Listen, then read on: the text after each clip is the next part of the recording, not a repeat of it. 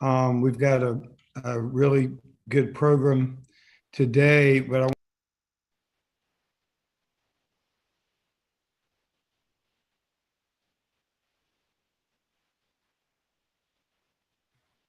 Oh, Alan, are you still there? Did we just lose Alan?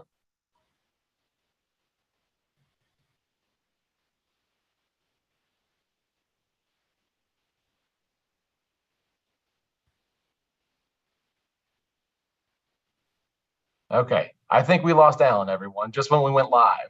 So sorry about that.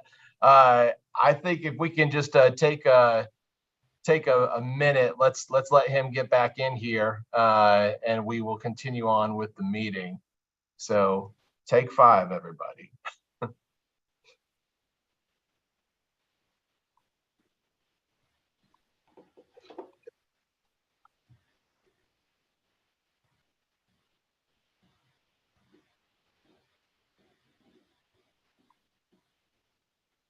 All right, Alan's coming back in, everyone.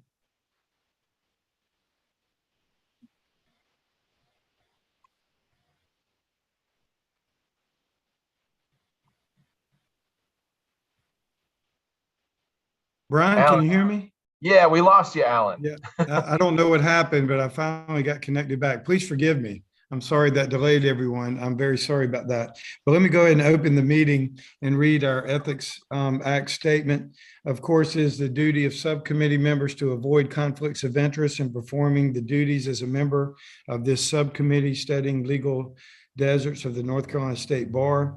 Any member of the subcommittee who is aware of any conflicts with respect to the matters before this subcommittee should disclose those at the meeting.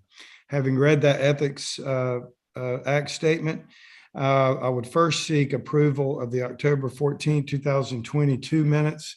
Do I have hopefully you've reviewed those. Do I have a motion to approve those? Anyone? I so move. Thank you, April. And second? Anyone can second. Second. Thank you, Matt. All those in favor signify by saying aye. We'll do a voice vote. Aye. Aye. Aye. If any are opposed, you can also signify by saying aye. There is no opposition. Those minutes are approved. I'm a now recognize Brian for an update on the subcommittee status and some of the work they've been doing there at the State Bar. Thank you, Alan. Just a brief note in your materials, there is an article, and this was, I believe I don't think we circulated last time, but I know it was published in September, and we're going to circulate this to the Access to Justice Committee as well. But an article about legal deserts, it's in your materials. It speaks for itself. I would encourage you all to look at it. Butch Pope is actually highlighted there in a picture. Our former counselor Butch Pope talking about what's going on in delightful Whiteville, as he instructed me to pronounce it.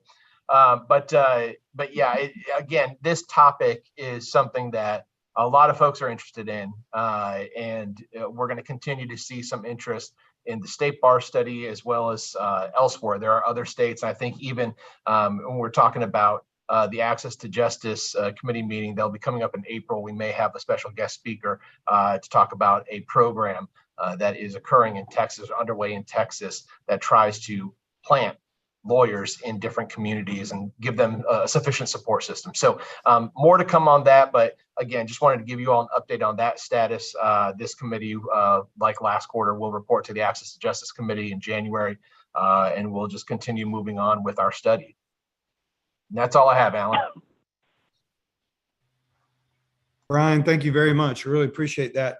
Let's get right to, we're so excited to have Maggie Sauer with us today and I'm sure we can learn so much from you, Maggie. She is the director of North Carolina Office of Rural Health.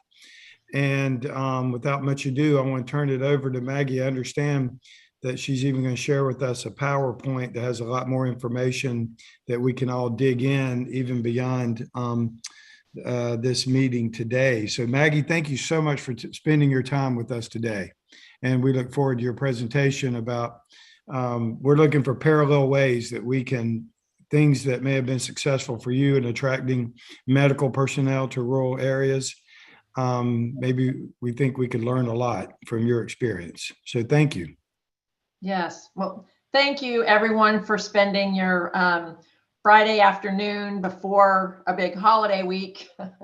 I'm here today, and I'm always interested in talking with folks on the subject of rural. And I also want to thank Brian for sending me information about, the topic that all of you have been talking about.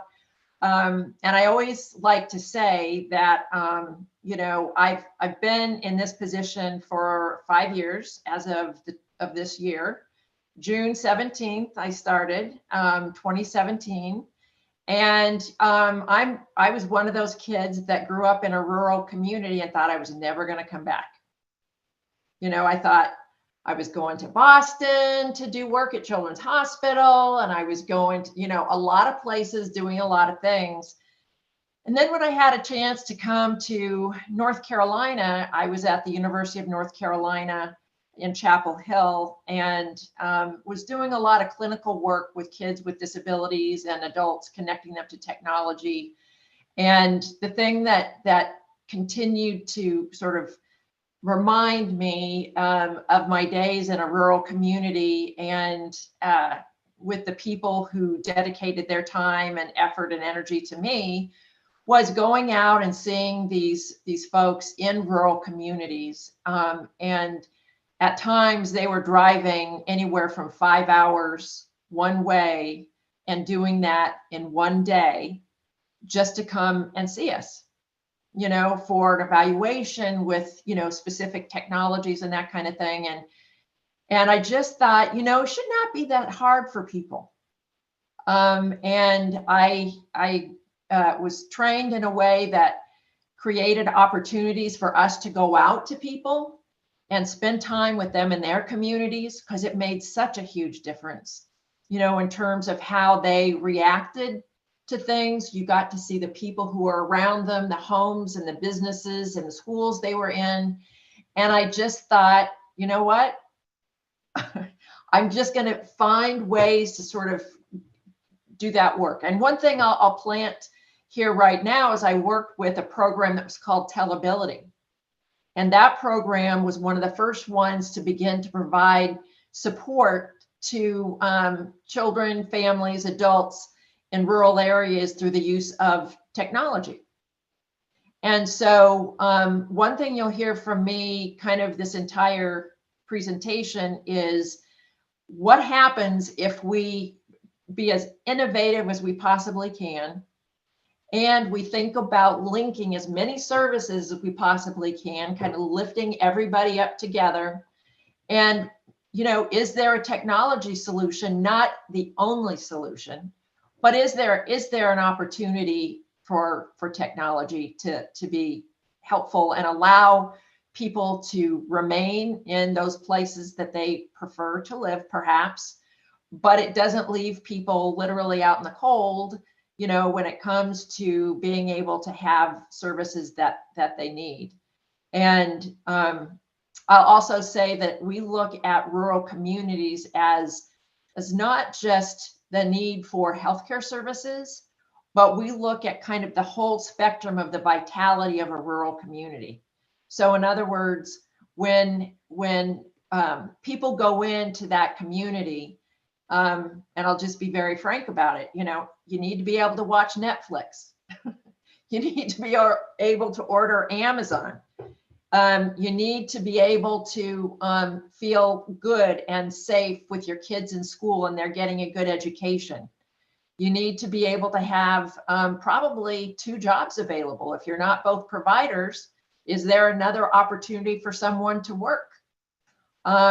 So I don't know the legalities around having attorneys work, that way.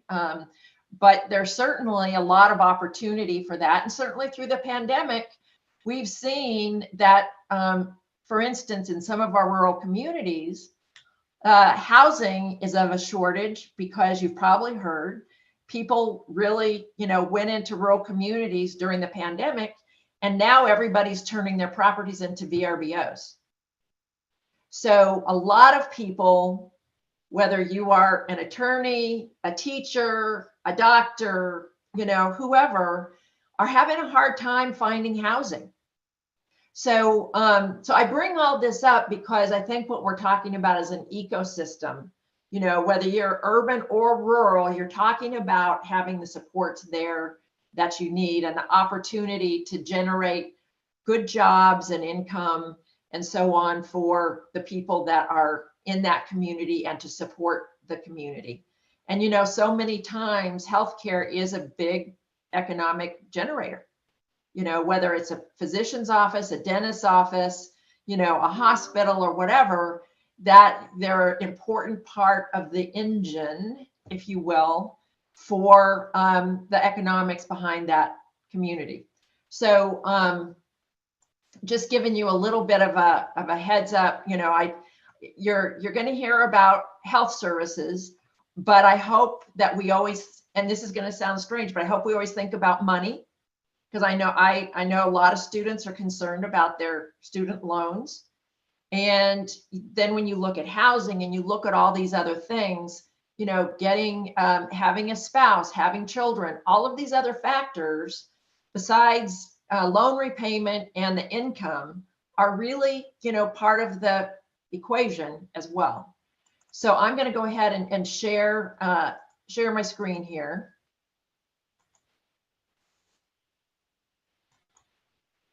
Okay, can you see that all right?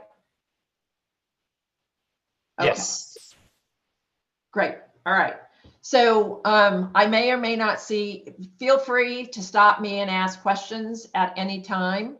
Brian, if I get too much into this healthcare speakies, whatever, please raise a flag, or, you know, if I start using acronyms, raise your, you know, I have no ownership over this other than to make sure that it's useful for all of you. So just to give you an idea about where the Office of Rural Health sits in DHHS. So we have a number of what I'm going to call portfolios: health, opportunity and well-being, Medicaid, operational excellence, policy, and communications. And in the last year, the Office of Rural Health, the health equity portfolio is new for the department.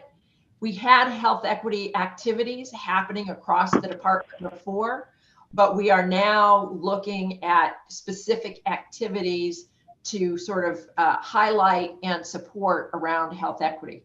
So we used to be in the health portfolio, and they moved us over to health equity, largely, I think, because you know, being in a rural community has become something where it's a little bit harder to get resources.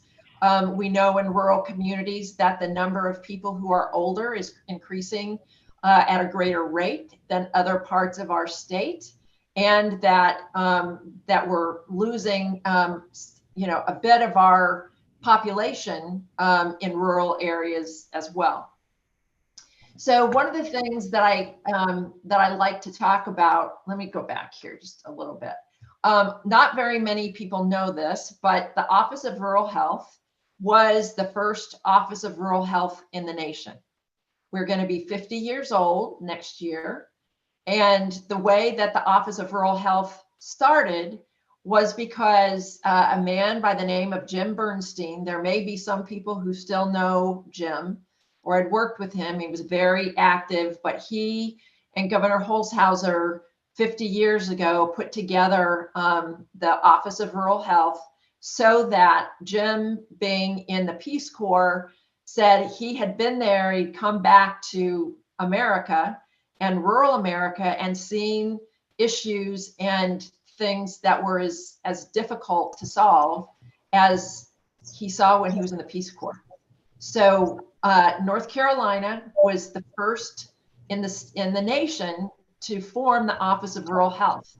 And since that time, every state in the nation has an Office of Rural Health. And so credit Jim with that, such an incredible leader and mentor. And I would also say that there's a lot of a lot of, he was very active in the civil rights activities and so on. You will see him, the work that he did, really trying to promote the opportunity for people to receive services from folks who look like them in their own communities. So this is something that the office has always been incredibly engaged in. A lot of the legislation that governs rural health centers and rural activities, in fact, started from a lot of what Jim did 50 years ago. So North Carolina has a very proud history of reaching out to rural and supporting rural communities. Just so that you know, we do a lot of, we don't do direct services ourselves, but we try to provide the support services so that people can get services that they need. We do have a number of contracts that we administer. We provide technical assistance out in communities. We do training of a variety of kinds and types. And as I frequently say, you know, since the pandemic is in a different status, I guess I would say right now, rural is not Raleigh. And you know, as much as I do, that it means a lot to people to go out to their communities and spend time with them. And so that's our big push for the new year is to do that. So with all of those services and things that I was just telling you about, this is what the snapshot looks like of those programs across the state. Some of it is federal dollars, some of it is state dollars. I will tell you that we are fortunate that we have more state dollars for like loan repayment and rural health centers and some of these programs than other states. So we feel very fortunate. We're probably one of the largest offices of rural health in the nation. But our job is to be thoughtful about how we can braid funding and opportunities together, not just for that particular healthcare site, but for the community. And that's where a lot of the services all of you are talking about really come into play. We've seen situations during the pandemic where people have been at a risk of losing their homes. They haven't had food. They are looking for opportunities, you know, around their healthcare bills and things. So, you know, people really do need services along with, and this is another seed I wanted to plant. When you think about the, you know, kind of the western and the eastern parts of the state, there are lots of folks who are retiring there from all over. So it's a situation where you have, again, kind of a diverse population, and that when people are retiring there, they tend to have more resources than those who have maybe been locally, have grown up there. And so I would just propose that maybe by having that mix, is there another opportunity then to recruit folks to those areas who may be, I don't know, within 10 to 15 years of retiring, but they know that that's where they want to retire. And is that then an opportunity in kind of that trajectory for someone's retirement and things, that they would be more willing to spend time in a rural area and possibly provide rural support for people in rural areas. So when we think about all of the programs we have at the Office of Rural Health, and I have a number of slides here. Like I said, I am not going to go through every single one of them. I have a lot of maps that I'm going to show you. But I think the one that we've been talking about most in our conversations, Brian, are these placement services, which is, you know, what do we look at trying to do to make sure that people have access to healthcare? And so the thing that the office does is we provide loan repayment. Either we try to help walk people through that from a federal opportunity or from a state level.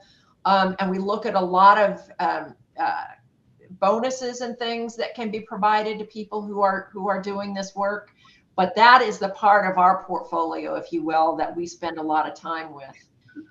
The second part of that might be over here in rural health operations. So we get a lot of questions about how to set up a practice, a healthcare practice in a rural area, how to create agreements between different kinds of providers, and even website security, has really been something not just for healthcare systems, but across the board with HIPAA and all those things. It doesn't matter how small or how big you are, that is something that is going to be needed.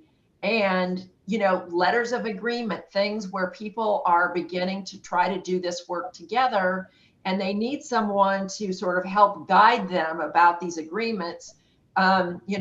Yes, we need the personal kind of support, but there are also these kind of special agreements where people are trying to come together and actually do this work in a way that would allow the community to get the kind of support they need.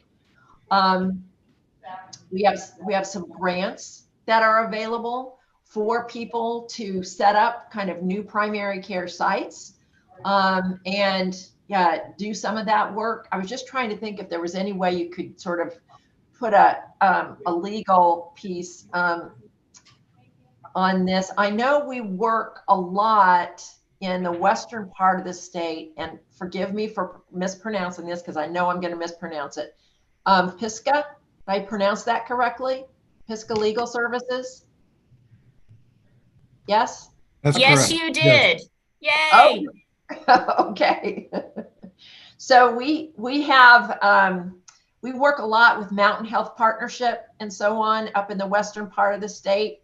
And I know that your group, PISCA, has really been incredibly important to some of the advocacy work that group has done.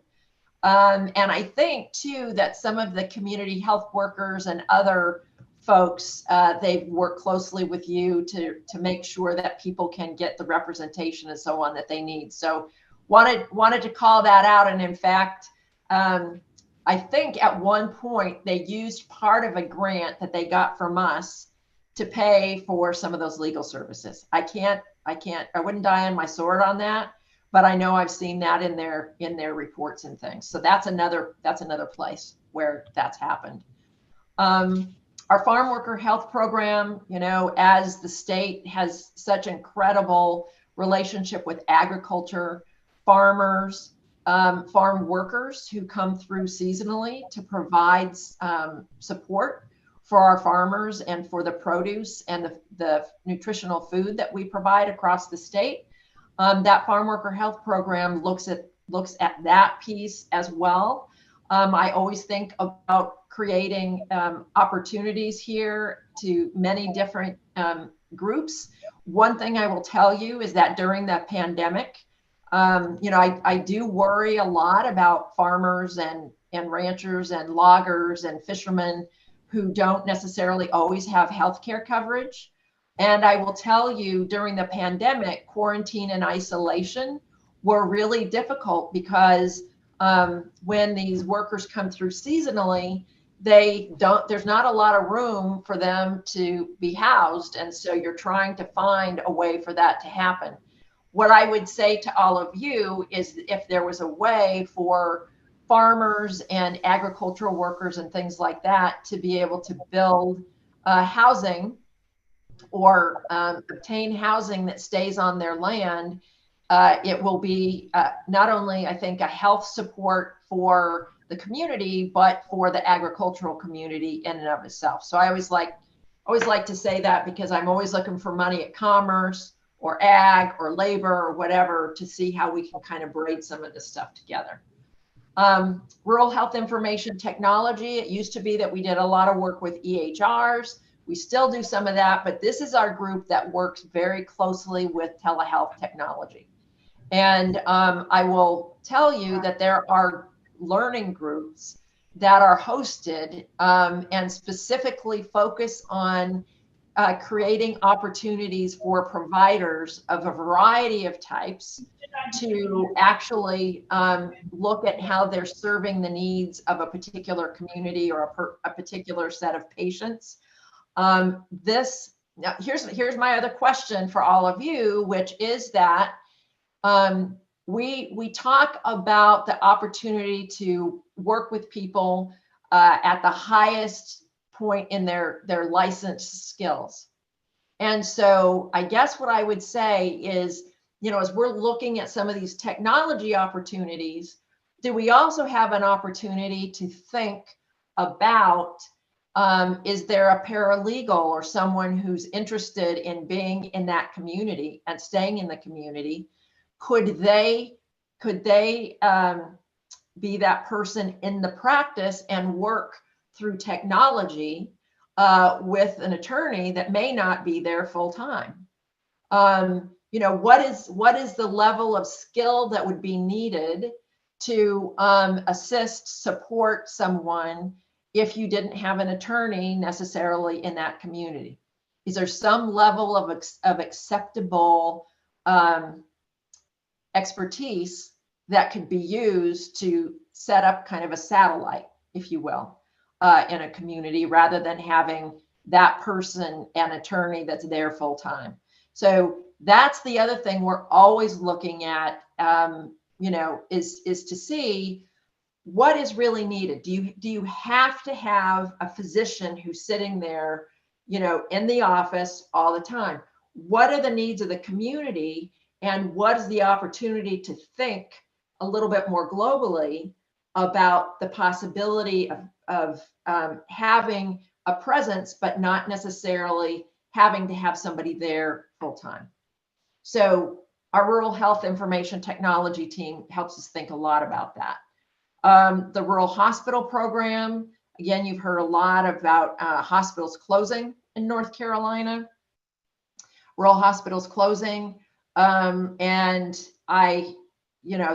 that's going to be an interesting thing to see. There are a lot of hospital systems now that own the rural hospital program, or that own the rural hospitals.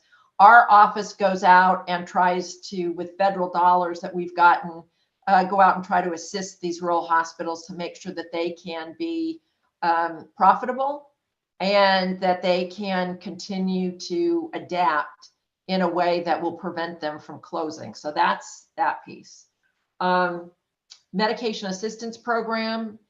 If people need their medications, they can't pay for them. There's a few ways in the state that they can get them. We have a medication assistance program in the state that allows people to go to a site that has a pharmacist present, and they can take their prescriptions from their physician to that site. And you'll see, as I'm hovering over these links, you'll see you can, when I send you this, you can actually go to that link if you know of a patient or a family member or somebody else who needs that assistance. So you can do that with all of these different programs. And basically what happens is those sites have an agreement. They use technology that is kind of a universal access form, so that it goes to all the different pharmacy and farm med companies. And what it does then is it scans to see where they can get their medication for free. And then they can come back to that site on a regular basis for refills and that kind of thing. So you can imagine also with the statewide telepsychiatry program, one of the initial activities that did is it's run by ECU. It's run by Dr. Saeed. We administer the contract, but you've heard probably also a lot of situations in which people are being stuck in the emergency department because there's not a mental health bed for them. And we hear stories of people being stuck for months, for weeks. And so this particular program is, again, the use of technology. In other words, because some hospitals don't have enough psychiatrists, obviously, to see the patients. So again, kind of a hybrid model where you're able to have the patient in the ER. The psychiatrist is there through a virtual network, is there with with medical personnel for a visit to see if there is really a need to admit them to a bed. Maybe they can be managed there and then sent back out into the community rather than having to move back, further upstream in the process. And so a lot of what's happened now is that program has actually moved out into communities with local health departments, community health centers, et cetera. And I was lucky enough to be in a site this week in Benson where they talked about the significance of this program and what it's done in their community to meet the needs that people have around mental health. And so, it's a really important thing. I don't know how many folks on this call may deal with family members, et cetera, who have family members or community members that deal with mental health issues. But it is something that is a real issue in our state, and particularly during the pandemic and since then. We have a very high suicide rate with some of our youngsters. And so anything that we can do to help create support for those families and caregivers and so on, we want to be able to do. And then with the analytics and innovations team, it's really, I think one of your maps was created by that team. One of the things that I looked at in terms of some of your materials was the kind of deserts, the legal deserts in North Carolina. And while I couldn't superimpose them one-on-one, this particular map looks very similar to the legal deserts. So what this map means is and I don't know, I think it's 1 per 1,000. Is that right, Brian? In terms of the ratio? Yeah, the definition that we've been using is if the community has a ratio of less than 1 lawyer for every 1,000 residents, it's considered a legal desert. Okay, so we have a similar thing, the Office of Rural Health. We are what's known as a primary care office for the state. And what that means is that we work with the feds and the Health Research Service Administration, the Bureau of Workforce and Labor, to look at what these definitions look like relative to the number of providers per county and a scoring system then that comes into play. So what that means then is that we're looking at per capita people per provider that reports that they are accepting Medicaid and Medicare for that county. And so as you look at this, we can go from a score of 1 to 25. The higher the score, the more need there is in that community. Does that make sense? Okay. So we have, we do this for primary care, we do it for dental, and we do it for mental health. Mental health is basically psychiatry. Dental is kind of dental dentists and their hygienists. And then primary care. So that means OBGYN, family medicine, interns, internists, family medicine, and all those. So the thing that's really interesting to tease out here, though, and I don't know if this goes into your statistics or not, is that we have so many counties that say the HPSA score is wrong for us because even though on the CMS data or the Medicaid and Medicare data report that there's a physician who's practicing in that area, what we hear back from the community is they may be there, but they're not accepting Medicaid and Medicare. So what happens then is you have a preferential service for people who have insurance or have other kinds of payment models, but not for people who have Medicaid or Medicare or uninsured. So you know, when we look at this, we try to align our services with things that could be helpful. Now, the other thing I saw in the information that you provided was some examples of states who have relationships with their universities. I know that many of you have relationships with universities. And I will tell you that even in this kind of situation, the thing that has been really effective, the area health education centers in our state who do residency training and so on have been really effective in terms of the higher amount of retention and so on, recruitment and retention. But I'll tell you why, and that is because they, we've worked a lot here with MAHEC in the western part of the state.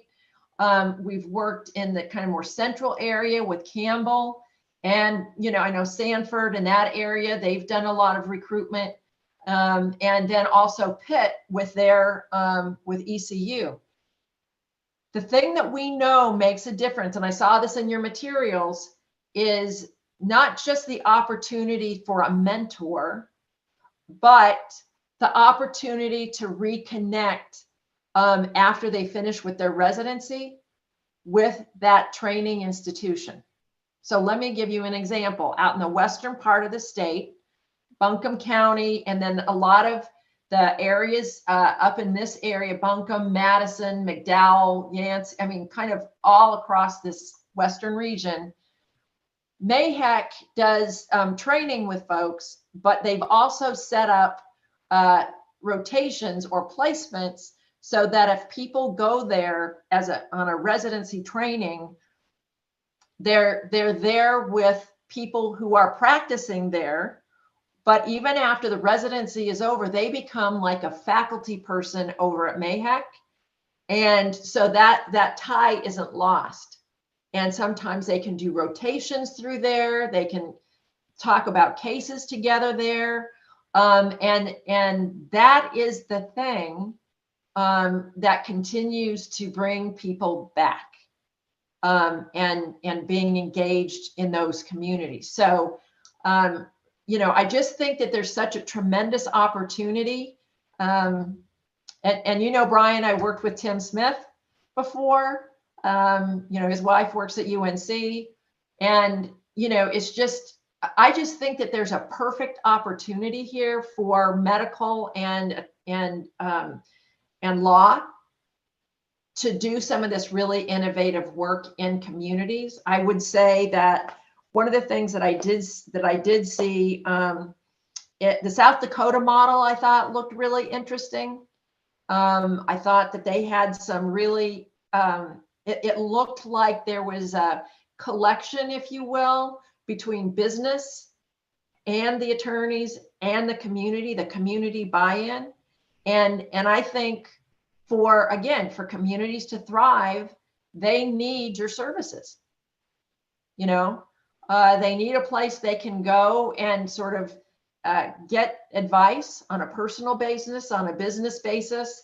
And then, you know, for some of these other areas that we've been talking about, and they could definitely be, maybe it's the second occupation for one of the members of the family who want to be there.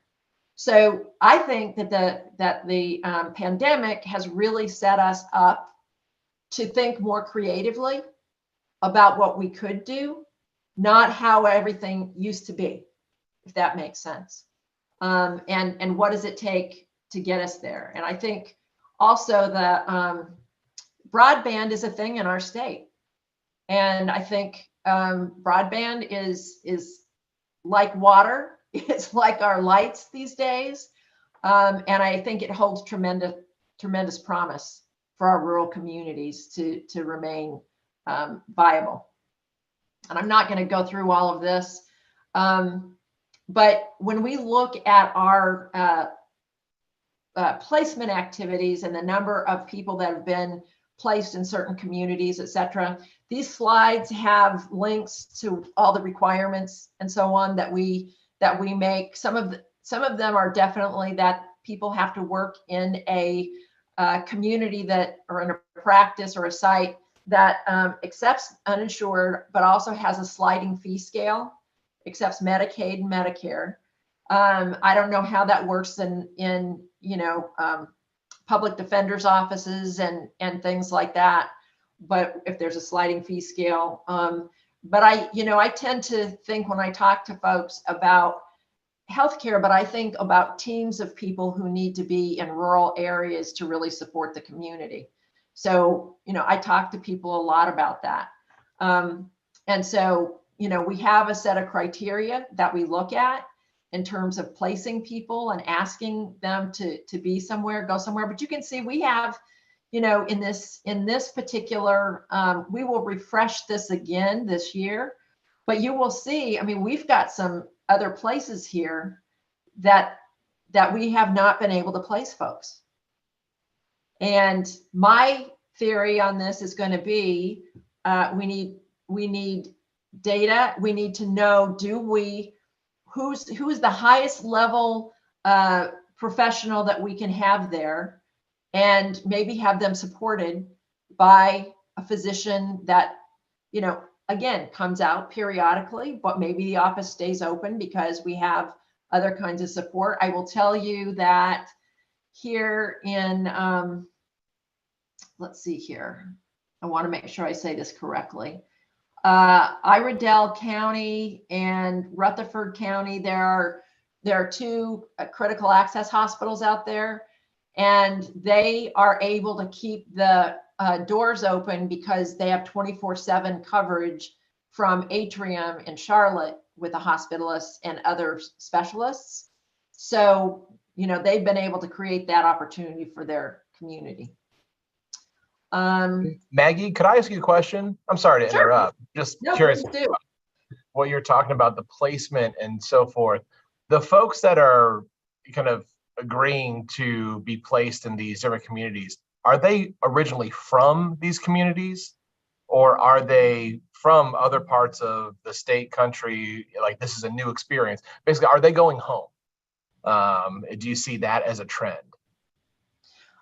So what I will tell you is that as people get out of their residencies, they have families and they're starting to want to move closer to family. We sometimes will get folks from other states in nearby, or we will get people from other states that are nearby because they could be here and be close to family. So that's been a big thing. We do see, the biggest issue is that people will stay for loan repayment and then they leave.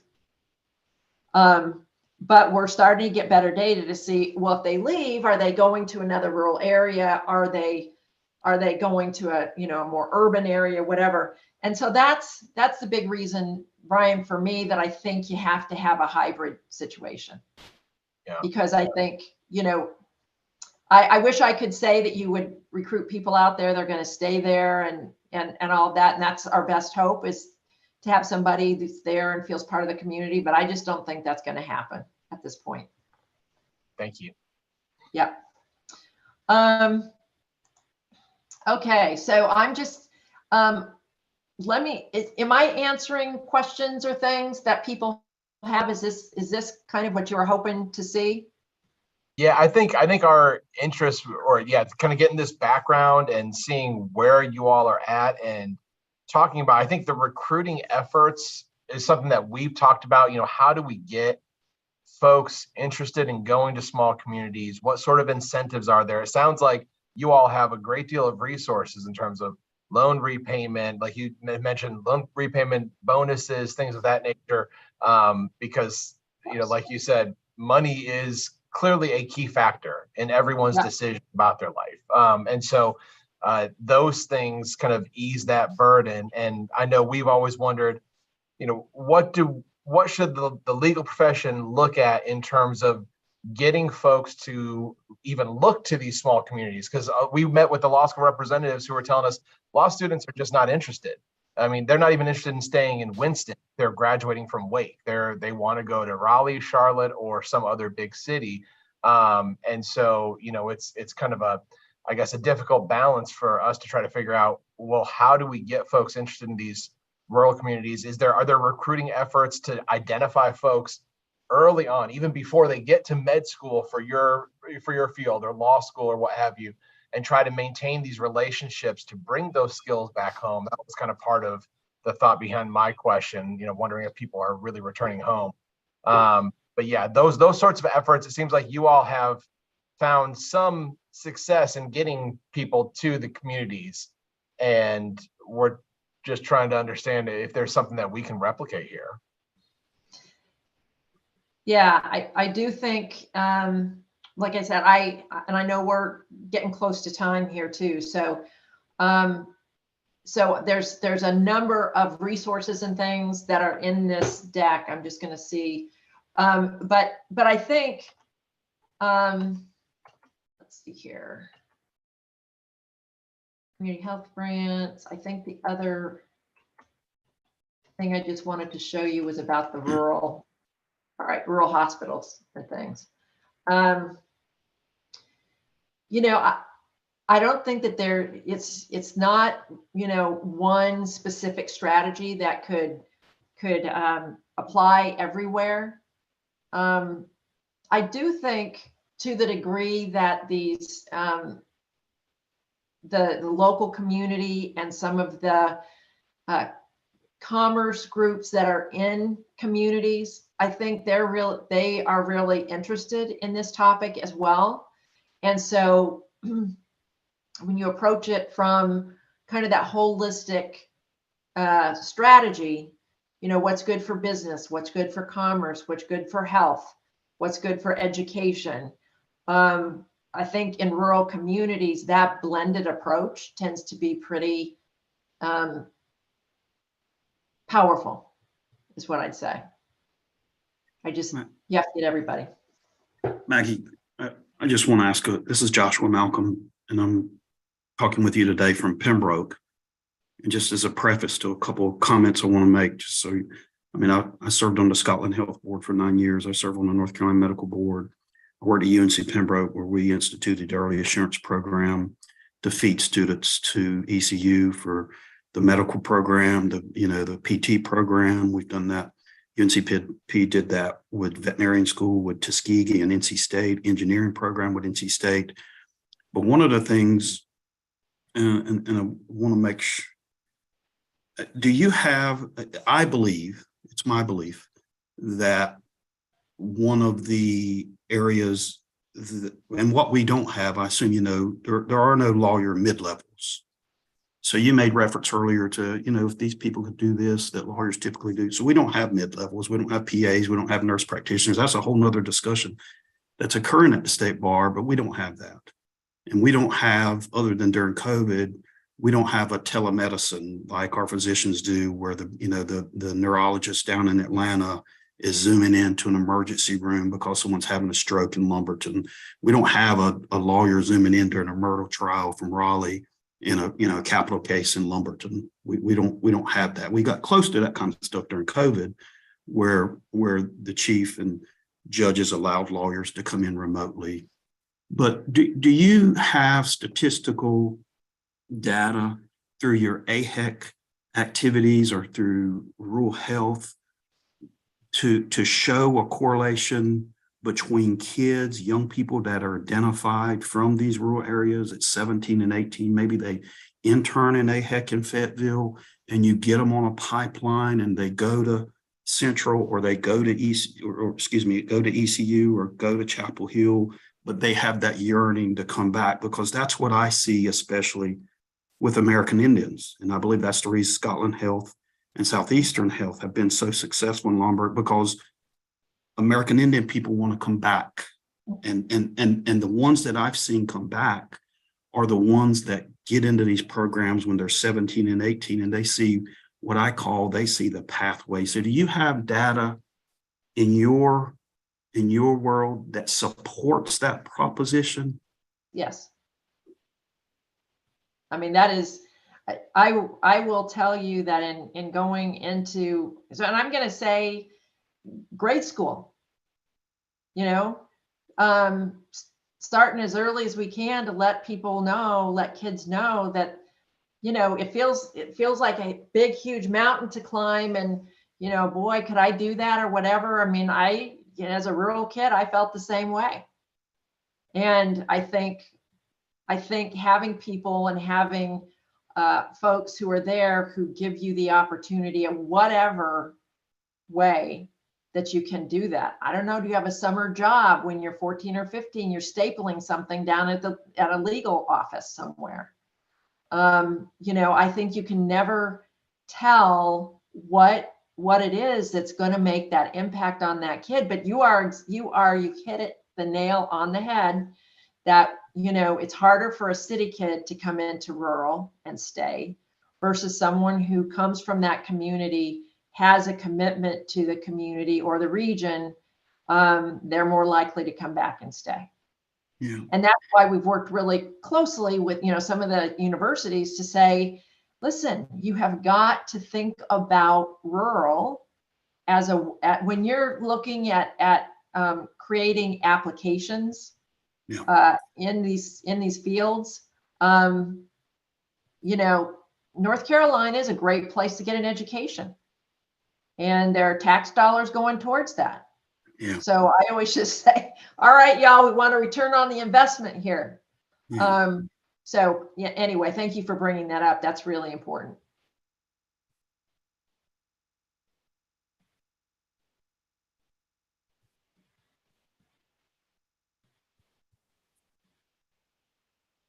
Maggie, these financial incentive programs that you have, are they mostly related to student loan assistance? Yeah. So so there have been, I'll sort of break it down for you at a high level, which is that the federal government has some programs that allow people to get money during medical school to support them. And then they also have some programs that allow people, you know, to get paid after residency. The penalties for not serving are pretty steep because they pay people up front. What we do is we do a pay as you go kind of thing. So you come in, you're approved by the program, and then we pay a smaller amount up front, and then the payments get bigger through the 4-year period. We do also have high needs bonuses. So if you're a physician who comes into a high needs service area and you're not a resident, you've been trained, et cetera, there's a $40,000 service area bonus that can be obtained as well. And again, that's paid out over time. It's not paid in a lump sum. So that's kind of how that program works. I know we've had a lot of discussion with folks about should we make it higher in the first couple years because folks are so concerned about paying their medical school bills that they can't get past that even. You know, they're so concerned. So maybe we should lump some of the money further up front, and then that allows people to feel more at ease so that they would even look at coming and spending the 4 years there. So your funding resources, combination of federal and state grants. That's right. That's where we're severely limited in the legal profession, obviously, with grants. But something we've got to look at, see if we can get anybody interested in. Does anybody else have any other questions of Maggie? Thank you. This is incredibly fascinating stuff. Yeah, Maggie, this is Joshua Morton. Do you know of is there any federal or state reimbursement to physicians or healthcare providers where their reimbursement is tiered based on the community that they're providing those services? So in a WAC or a MEC, they would get reimbursed at a lower rate as opposed to a certain designated county as underserved? Well, that's a really good question, and I'm happy to look at that. I will tell you that in North Carolina, because, and I guess, and one place I should have mentioned this is J-1 visas. I don't know how many of you have ever dealt with folks who are coming into this country and they've done their residency and want to stay. But there are, we don't, unless you are in a medically underserved area that is designated as a community health center, you won't get loan repayment. And we've had a lot of people get mad at us for that. It's like, I'm here and I see people from rural, and it's like, yeah, well, so, so we have those kind of stipulations on things, and we use the HPSA score, but we don't differentiate. Like if you're going to go out to Cherokee County, or you're going to go out to Currituck or something like that, we don't pay people differently based on where they're going to go. I will say I'm interested in that, because I think we're getting to a place where we have enough data that we could be more thoughtful about the incentives that it takes to get people in those areas, and what it's going to take for someone who is in Person or Granville or Franklin County is probably not going to be the same thing as what it takes to go to other areas. And I think we should apply some of that to how we do this. So that's a great point, and I appreciate you bringing it up.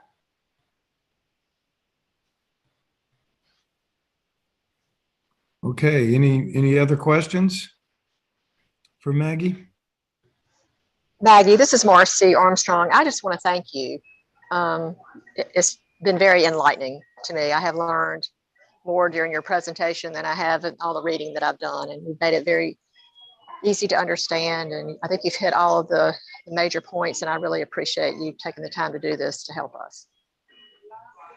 Well, I am, Marcy, I am entirely grateful to be here. I'm entirely grateful that all of you are asking these questions. And, I just so much believe that it's not just about one profession or the other. It's about how we all kind of come together and do this together. And that was the biggest thing, I think, for me coming back to rural, is that the town that I grew up in, I've been in North Carolina for 31 years, but I grew up in a little Eastern Plains town in Colorado. And, we had a hurricane a tornado that basically wiped out the town. And this was after I had, I was off to college. I was working in Boston or something like that. And I saw, the community come together and put all of these resources back together and think really innovatively about what could be. And I thought, you know what, those lessons apply to about everything. And if we can do this together and get out of each other's ways sometimes and just think about the community, it's pretty powerful. So thanks, Marcy. I really appreciate that. You're welcome. I'm one of those small town girls that went back home, so I get it. High five. Yeah, and I reiterate Marcy's statement. Maggie, we can't thank you enough. If there's any more questions, if there's not any more questions, we can move on the rest of part of our meeting. And Maggie, feel free to stay on board with us, or if you may need to go at this time to turn your attention to other things, we'd certainly understand that. But we hope to circle back and get in touch with you later on and see where we can do some joint efforts, and also learn more from the wonderful things that you are doing and the Office of Rural Health is doing. It's very impressive work.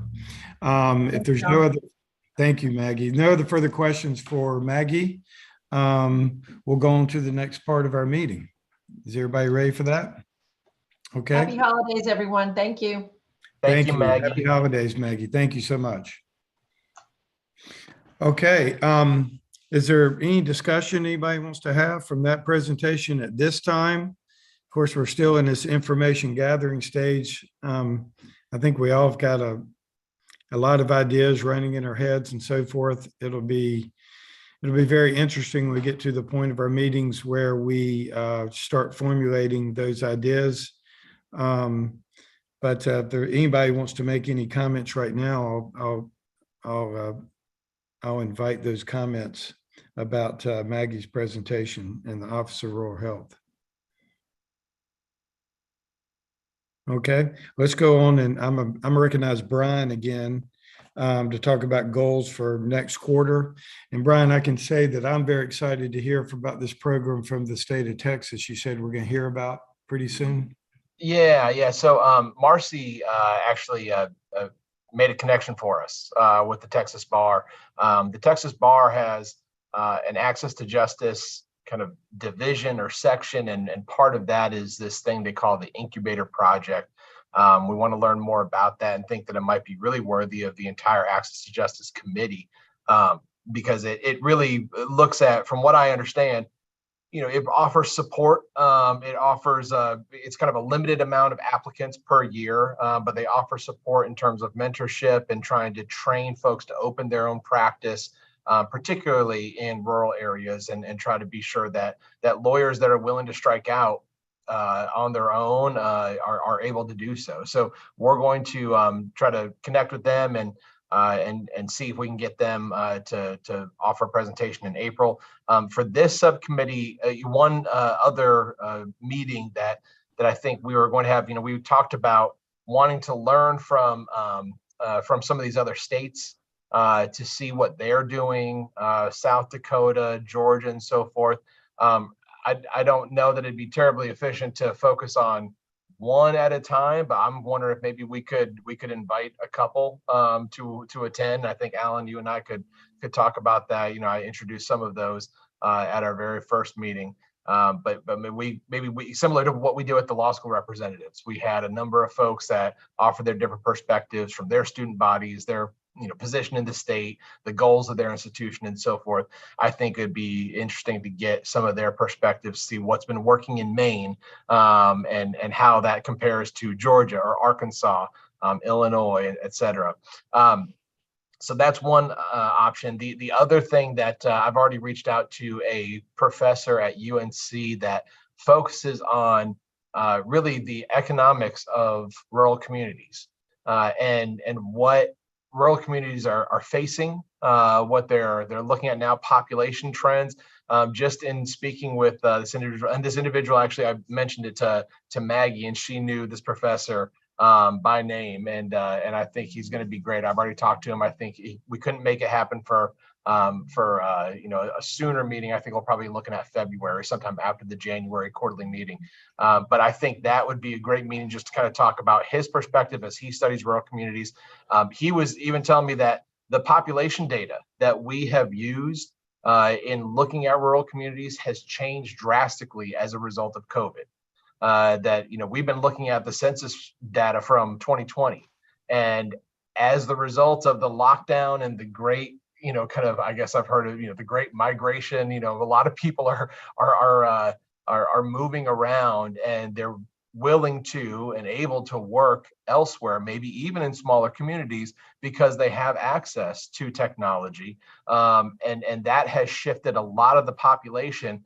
Now, whether that has resulted in a shift in population for the legal profession is probably a different question, but he just had some different perspective on making sure that, one, we have the most up-to-date information, and his office, his department has access to a lot of information that we probably do not have access to, and as well as some different ways to look at it rather than by county. But he had asked me, have you geolocated all of your lawyers in the state? And I said, no, we have not.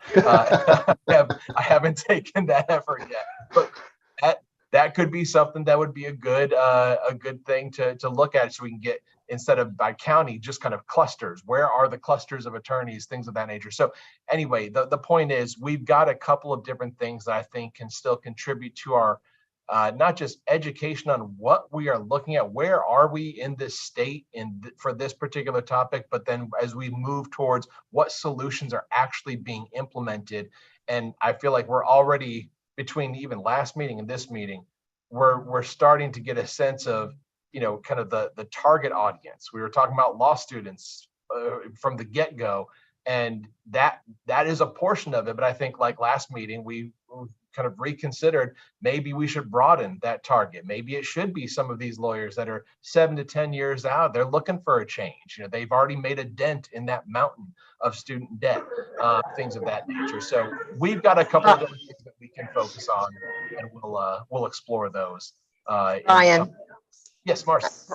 I'm sorry to interrupt you. I will tell you that the Texas program, the incubator program, they do look at not just lawyers or law students coming out of law school. They also look at getting lawyers who are maybe nearing the end of their practice that want to move to a smaller community or to the coast or to the mountains and start sort of semi-retire.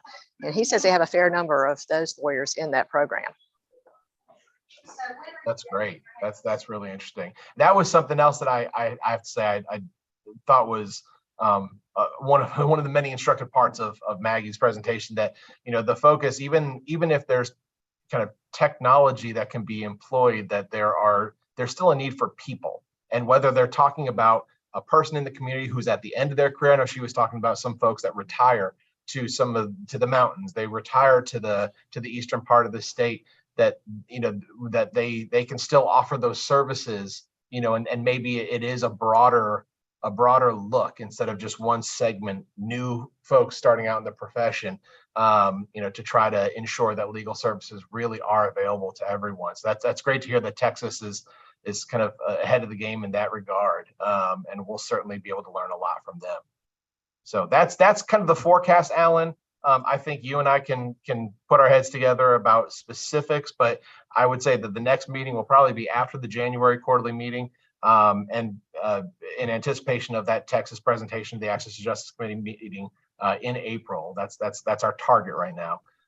We'll just kind of continue walking along these steps and see if we can continue to get a lot of ideas and start to formulate our own opinions on efforts that could be made here. All right. Brian, once again, thanks for your leadership and getting these things together and so forth. Really great job. I'll open the floor for any comments or questions that any of the members of the subcommittee have at this time. Does everybody think this is we're still following a logical path in this information gathering stage? I think we are. I'm certainly learning a great deal, and I agree with you, Brian, about I was totally focused on law students, and now I'm thinking a lot more about attorneys been out for a while and so forth. I think that's a great change. I'm really interested in looking at hearing from some people from South Dakota. If I remember the data from that program, is that they're placing 8 to 10 lawyers a year. It doesn't sound like a whole lot, but 8 to 10 lawyers can make per year through incentives such as assistance with student loan repayment and so forth. That can make a big dent, I think. Yeah, Alan, that program in particular was unique because it had, I think this is what Maggie was referring to, the buy-in from multiple sources. That was something where the new practicing attorney essentially gets a stipend of sorts.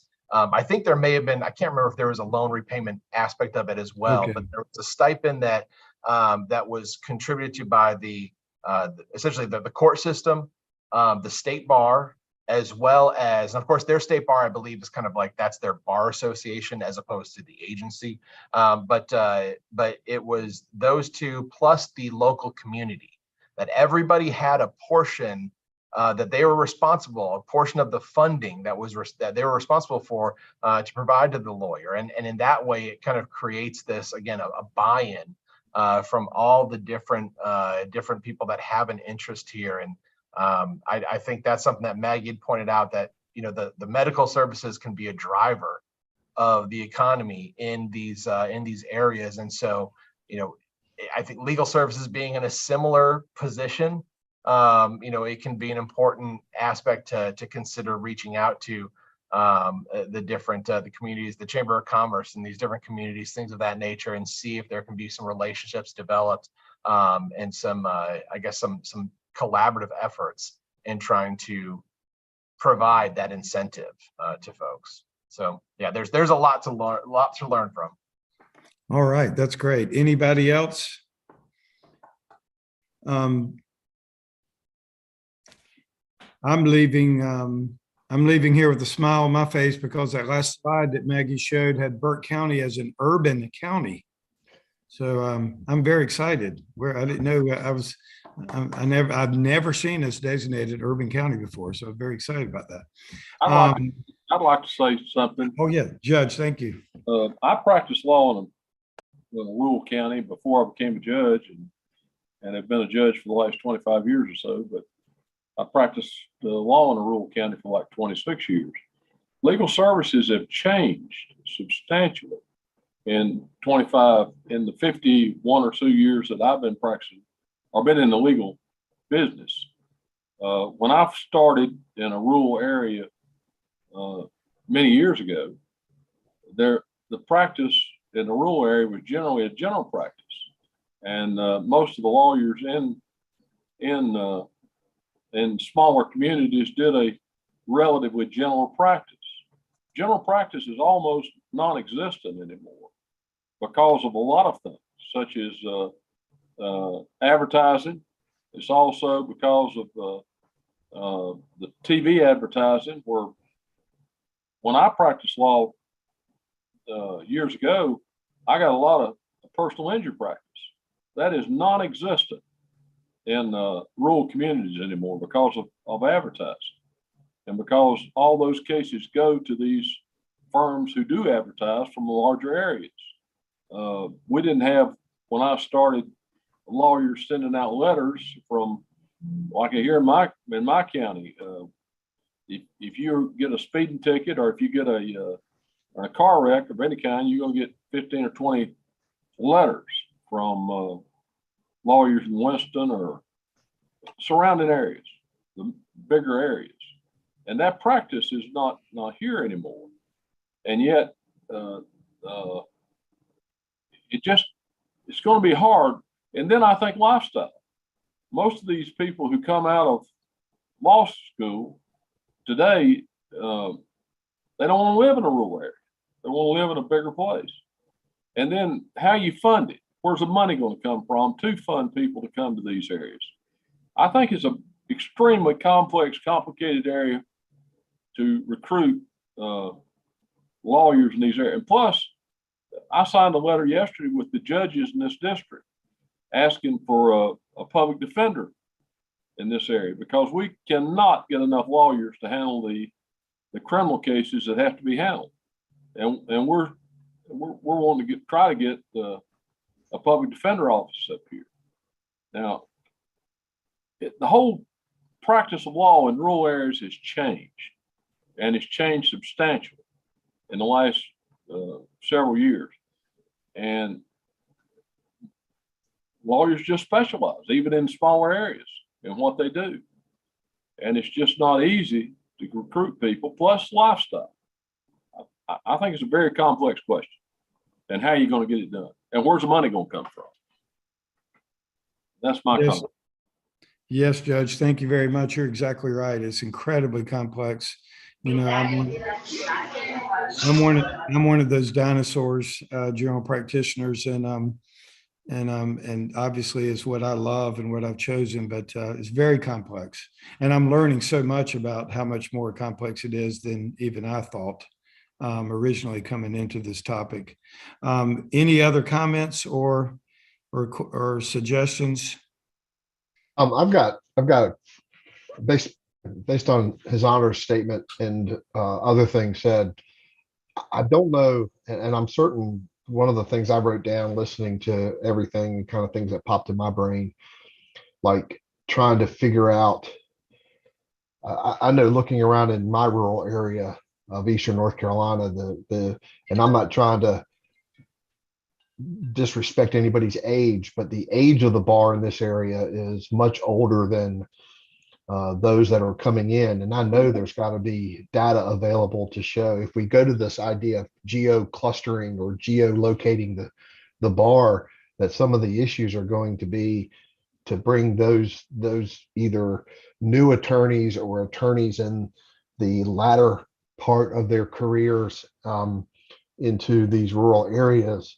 We have to make sure we figure out that the bar is still going to be, and again, having done this for almost 30 years, young enough to do what needs to be done, old enough to be experienced to do what needs to be done, and still provide the level of services that need to be provided for those folks that need those services.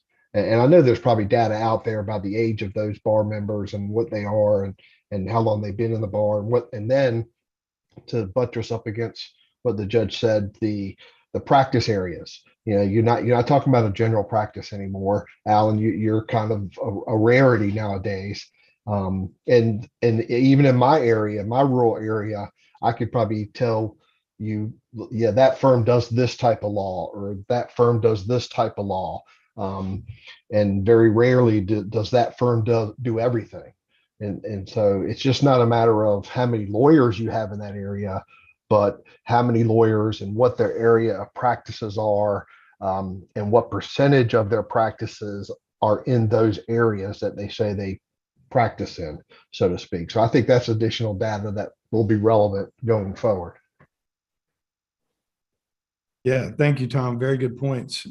There's just so much to learn here first before we start formulating ideas and so forth. And I think we're taking the right track is to learn as much as possible from those who have gone before us in these areas, including Office of Rural Health for medical professionals and then also from other state bars and so forth.